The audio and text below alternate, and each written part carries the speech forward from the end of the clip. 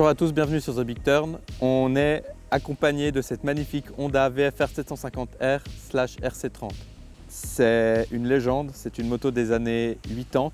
C'est un V4 de 750 cm3 qui a servi à homologuer les motos de course de cette époque. Et avec un ami qui est le propriétaire de cette moto-là, on va vous raconter l'histoire de cette moto. Je vous laisse juste profiter de ce moment un peu suspendu dans le temps et de vraiment savourer toutes les paroles du propriétaire de cette moto qui va vous raconter toute son histoire.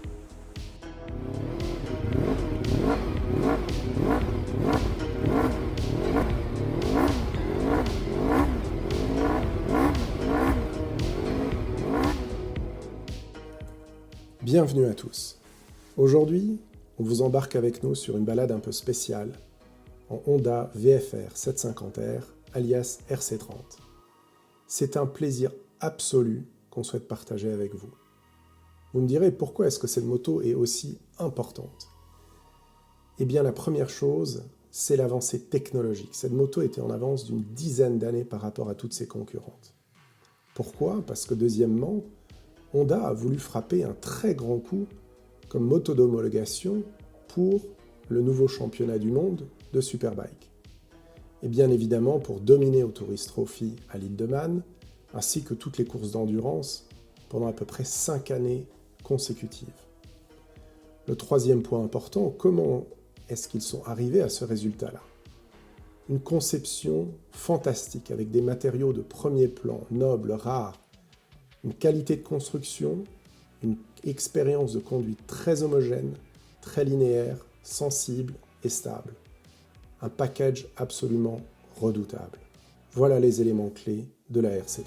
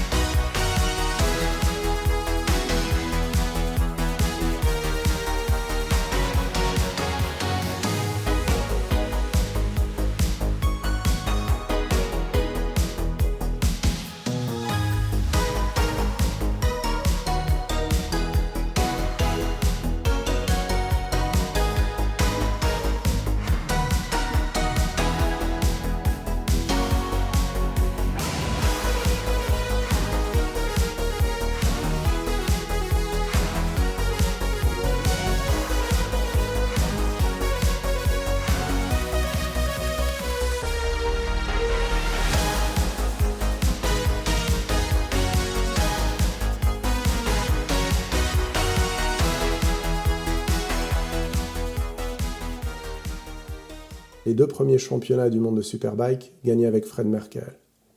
Et 5 victoires consécutives aux 24 heures du Mans. Une avancée technologique absolument incroyable, le double du prix d'une CBR 1000 à l'époque, des proportions d'une NSR 500 de Grand Prix 2 temps, très compact, centre de gravité très optimisé, et des innovations technologiques. Du titane, du magnésium, de l'aluminium extrêmement rigide, des cascades de pignons pour le moteur, un ordre d'allumage de 360 degrés. Toutes ces évolutions absolument incroyables, qui, dans un package très compact, permettaient une maîtrise absolue de la moto. Alors vous allez me dire, oui, le temps est passé depuis.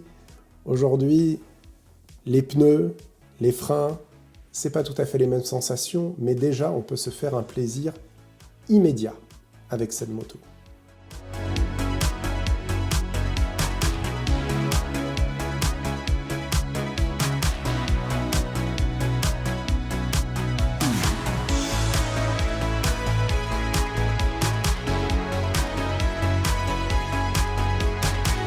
Il faut se rappeler que cette moto est une moto de course qui est déguisée avec des clignotants. Ce moteur de V4 est typiquement Honda dans un premier temps, très souple, qui vous permet d'accélérer. Les sensations sont extrêmement raffinées. C'est vraiment un rapport après l'autre que vous avez le plaisir d'emmener cette moto dans les tours. 7000, 8000, 9000, 10 000, 11 000, 12 500 tours minute. Et le V4, la cascade de pignon, le bruit si caractéristique, le moteur est plein partout. Donc en fin de compte, ce moteur est incroyable. Vous avez une courbe de puissance qui vous emmène encore et encore et encore. Le châssis, me direz-vous?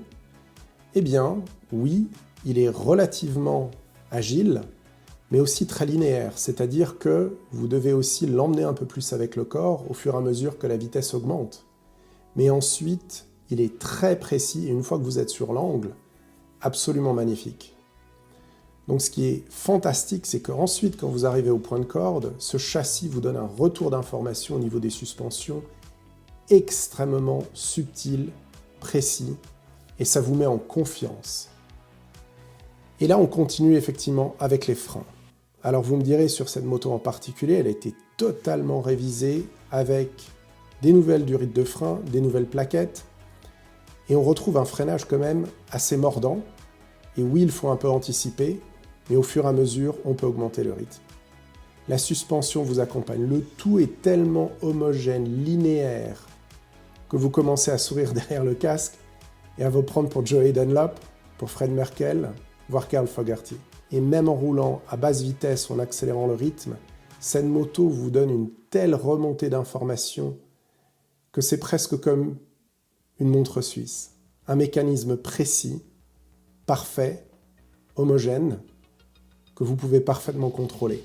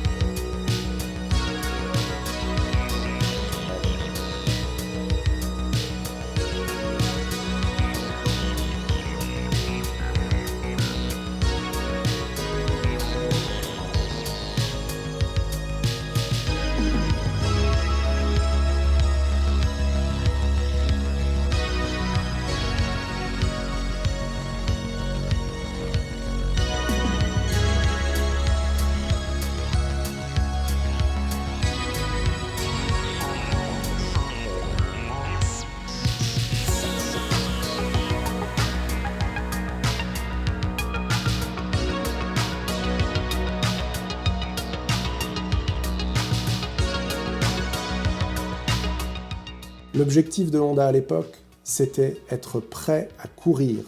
Vous prenez cette moto, vous enlevez les clignotants et vous pouvez l'emmener sur la piste. Eh bien, vous savez quoi? Je l'ai emmené une fois sur piste. Et là, c'est la révélation. Dans les lignes droites, bien sûr, les 1000, les 600 vous déposent complètement. Mais dans les virages, vous leur faites l'extérieur. Vous pouvez rentrer plus tard, plus précisément au point de corde, et réaccélérer tellement plus tôt que là, vous vous faites un énorme plaisir et vous commencez à comprendre pourquoi la RC30 a été développée.